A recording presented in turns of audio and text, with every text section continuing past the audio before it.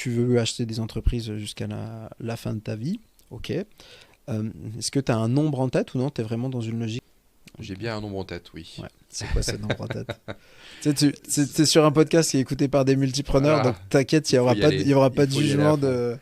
J'ai une vision, c'est oui, c'est d'avoir 300 entreprises Ok, d'ici une dizaine d'années. trop bien. Donc Alors, avec est-ce que j'y un. arriverai ou pas? Je sais pas. Si je fais la moitié, c'est déjà pas mal. Ouais.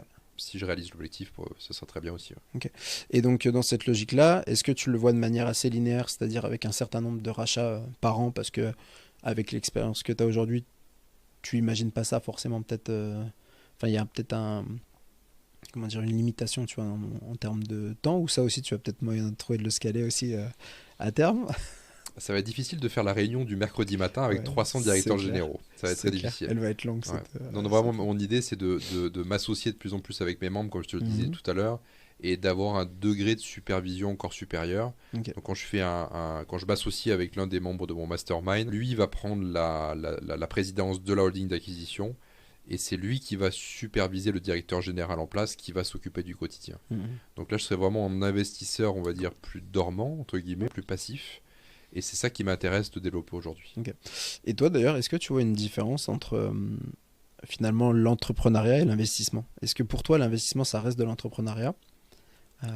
Qu'au final tu as un rôle, alors Ouais. là finalement tu as un rôle quand même actif, mais tu as un rôle actif au début, mais après c'est passif Oui, finalement. tout à fait. Je dirais que à l'heure d'aujourd'hui, c'est plus en effet de l'investissement actif, comme tu Mhm. disais, pour tout doucement passer vers des revenus passifs. En effet, c'est le but. Ok, ok, ok.